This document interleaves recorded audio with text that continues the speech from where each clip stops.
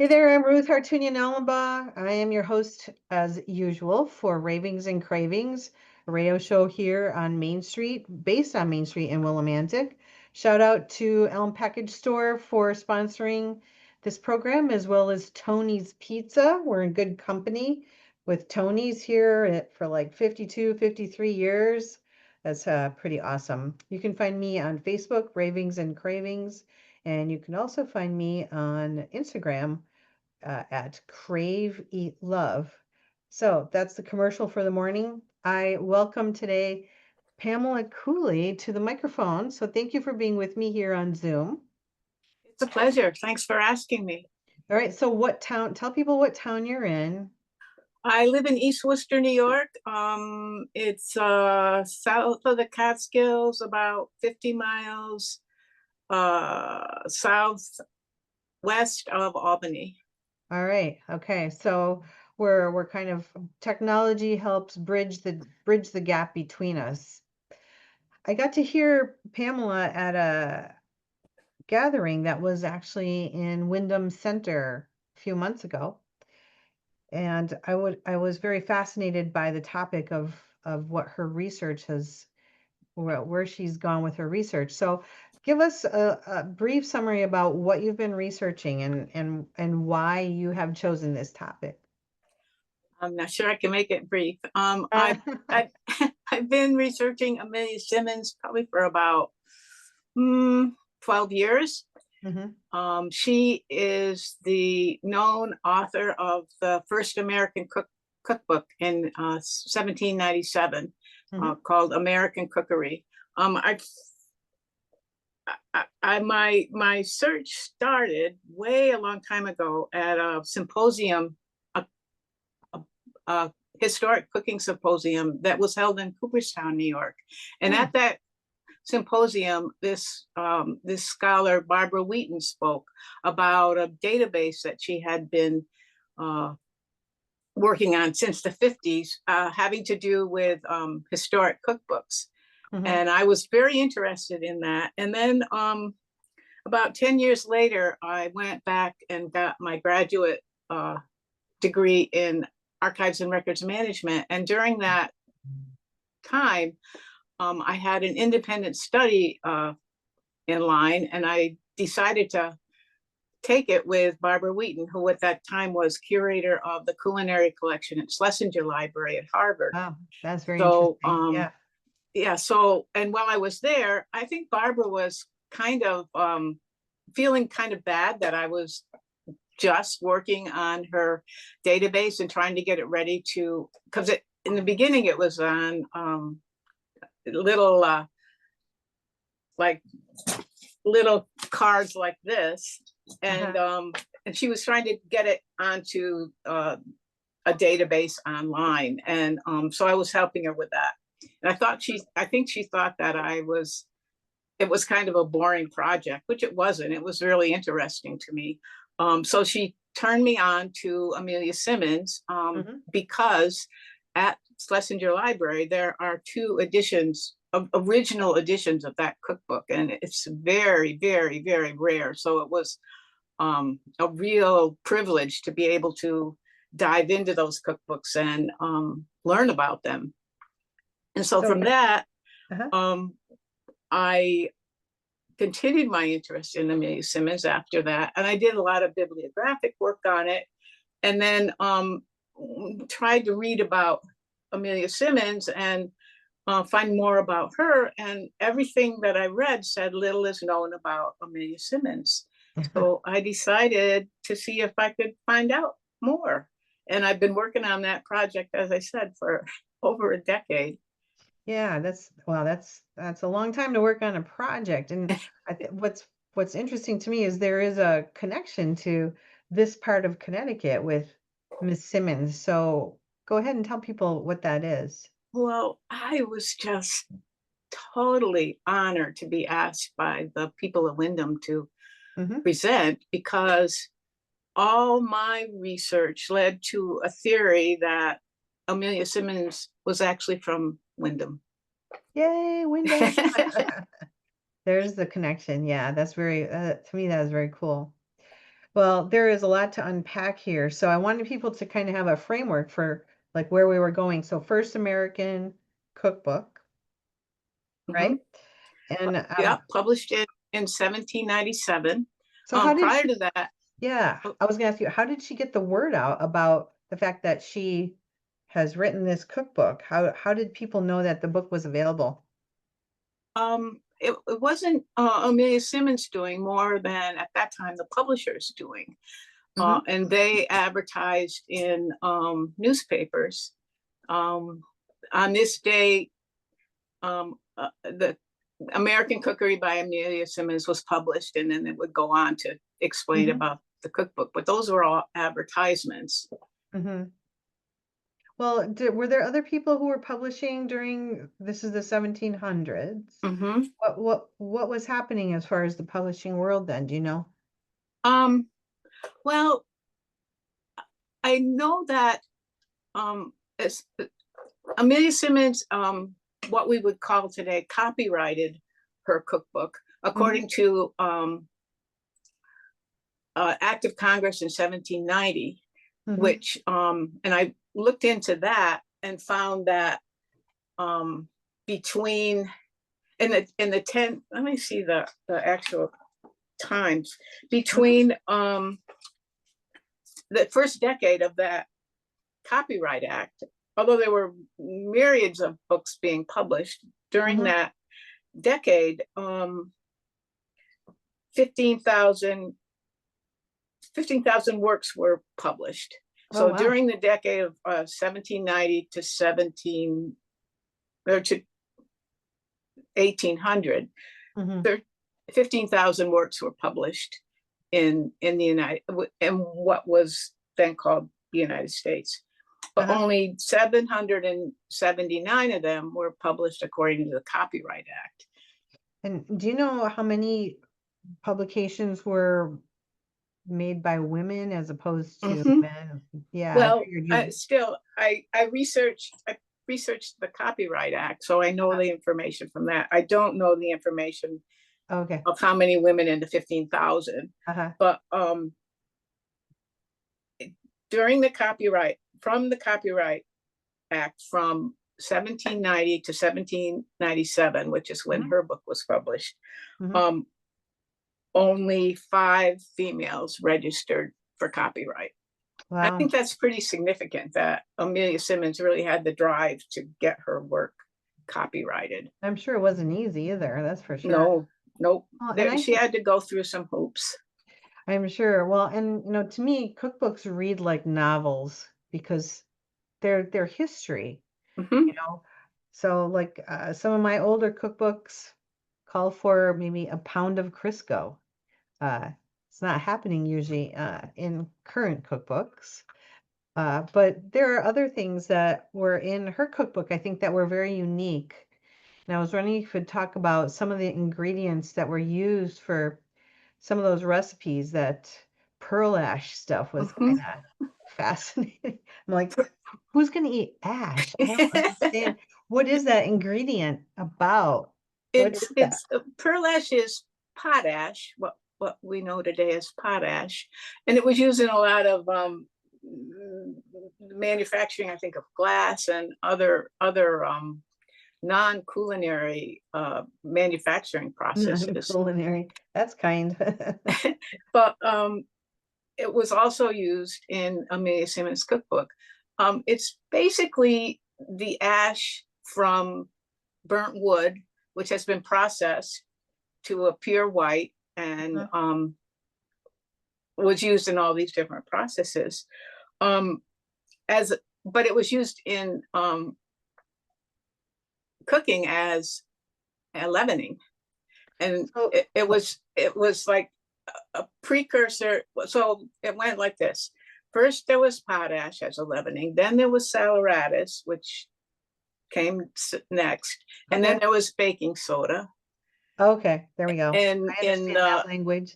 in the mid 1800s, Uh-huh. and then there was cream tart, and then cream Cream tartar. tartar was added to baking soda to create baking powder. Oh, So all right. that's kind of the lineage. That's very But interesting. but Amelia Simmons was the first, of course, because the cookbook was the first American cookbook, but she was the first to mention pearl ash in a recipe, and it was for cookies, different kinds of cookies. But also in those cookies were a lot of spices, which covered up the taste of the pearl ash. Yeah, so at the presentation that you did in North Windham, you brought a sample of those cookies, and they were kind of like maybe 2-inch in diameter, and they were very hard. And they were very, like, you could tell what there was cinnamon in there, nutmeg, or was there allspice or cloves? I can't remember. It was kind of like a spice cookie. Yep. And I mean, dipped in something hot, I think it would be fine. It needs a little softening up. We're not used to, I mean, I don't like my cookies hard, or I like chewy cookies. So I wonder if they were underbaked, maybe if they would be a little more chewy. I don't know. I have no idea. But I think the flavor of it was still good. You know, most of us are used to things that are very, very sweet. So I think we've lost our palate to be able to appreciate just simple spices. Of the two cookies, one was called a Christmas cookie, and that was a cookie that you would form into a ball and then stamp a pattern onto to smush it down. And those in the recipe, Amelia Simmons said that they were better after 6 months of being stored in a cool, dry place. 6 months? So you would make them in the summer to be eaten at Christmas time. Oh, so you get a jump start on your holiday baking. That's great. That's great. I like that kind of instruction. So you went on to write about who was Amelia Simmons, and in your writing you said that there were two, is it theories, two trains of thought as far as, so can you unpack that for us, for our listeners and our watchers? Okay. The first one was by Karen Hess, who's a very well-known culinary historian, and she had written prefaces to the facsimiles of maybe 4 or 5 historic cookbooks. So, and her forewords were filled with information about the cookbook and the author and the time period and stuff like that.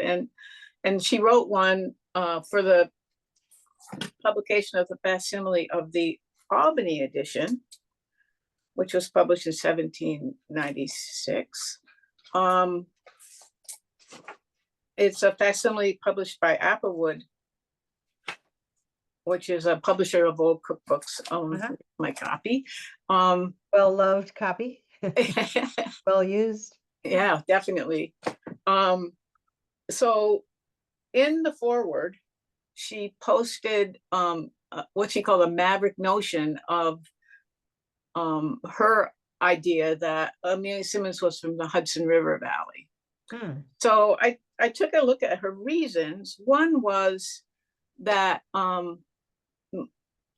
think she said 5.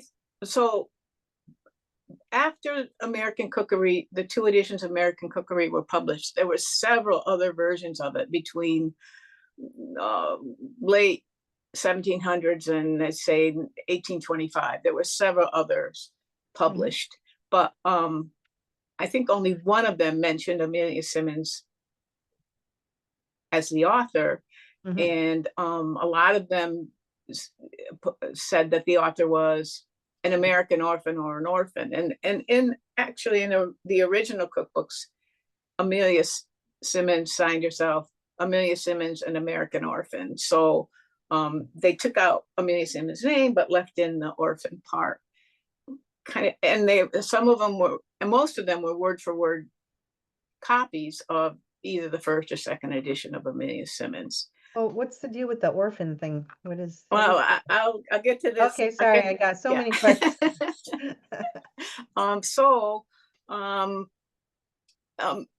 Karen Hess's theory was that the majority of the versions of American cookery were published from publishers up and down the Hudson River Valley. And that was her idea, that because of that. But then I looked into it and made a Google map and pinpointed every town where the book was published, and found that more were published along the Connecticut River Valley, not, as Karen Hess said, published all around New England. So it seems to me that her idea that they were published in the Hudson River Valley, because most of them were, is not true. So that was the first one. I don't know if I explained that quite right. Do you have a question? No. Okay. No. Okay. So that was one of them. So the second reason was that hers were the first cookbook to publish Dutch recipes. Oh. First cookbook in America to publish Dutch recipes. And because there were a lot of Dutch in the Hudson River Valley, that could be, or that was a reason. But I searched that, and no, got to go back a little bit. So one of them was cookie. And of course, that's true. There were 2 cookie recipes in the Albany edition of American Cookery.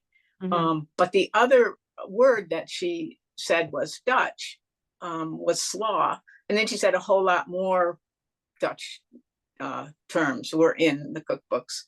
But I looked up, I tried to find slaw in the Albany edition, and it didn't exist.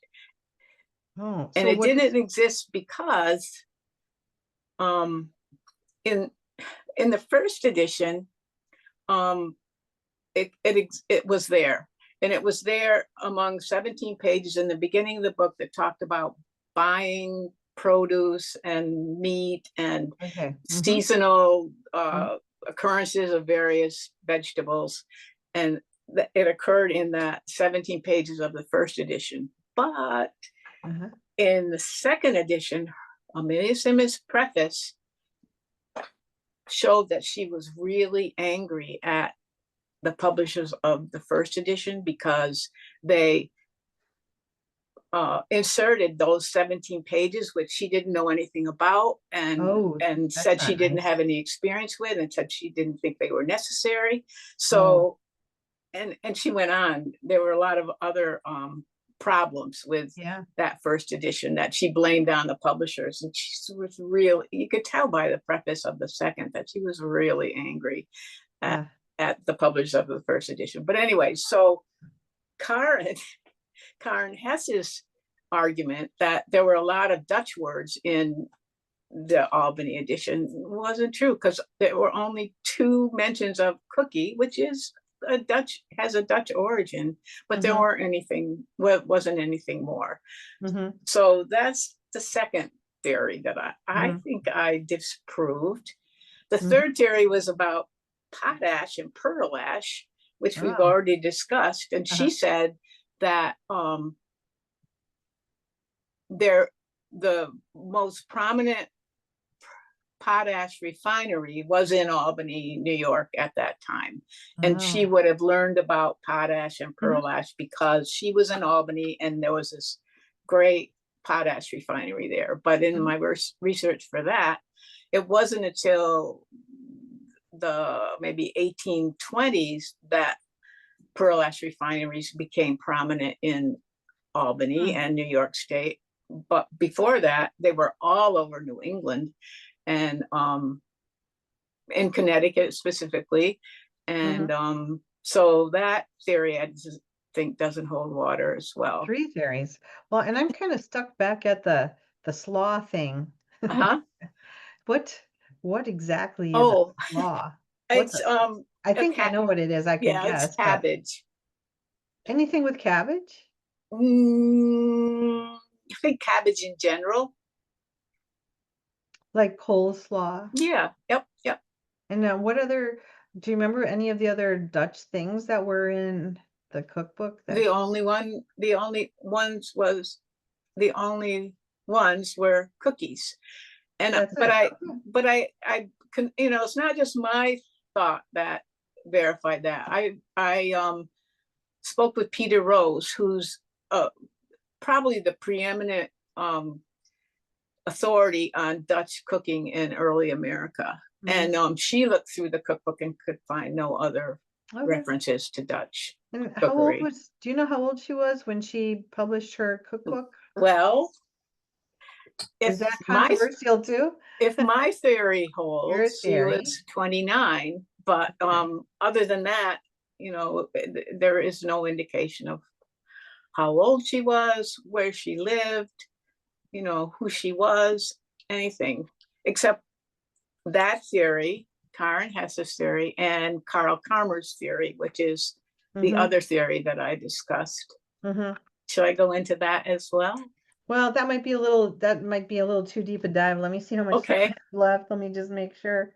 Because the 25 minutes goes really fast. I'm just checking here. It says, no, we can't go there. We can't, Okay. sadly. All right. But thanks for Well, asking. So, but uh, I think I disproved that one as well.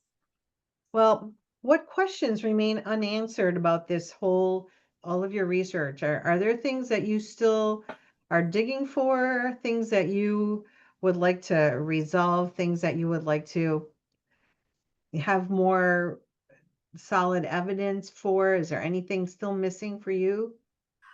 I'm still, I don't know if I'll ever be sure if the Amelia Simmons I found is the real one. Hmm. And I keep, it's not an everyday search at this point, but I keep working on trying to find more evidence to prove my theory. Hmm. Um, I think recently, within the last 6 months, the most important information I had found had to do with I call her my Amelia Simmons father and mother, Uh-huh. her parents, and I found divorce records for the couple during the time when Amelia was probably about maybe 16 to 20.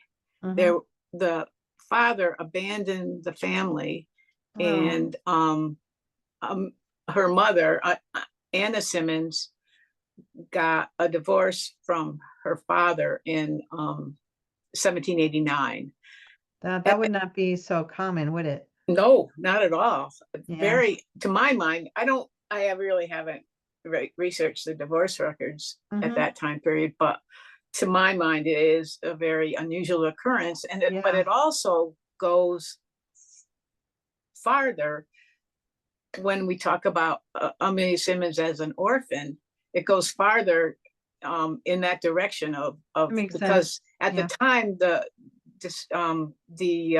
definition of orphan included not having a father or not having a mother, Hmm. being abandoned by family, things like that. Yeah. Yeah. So that could um, make my theory a bit Hmm. more real.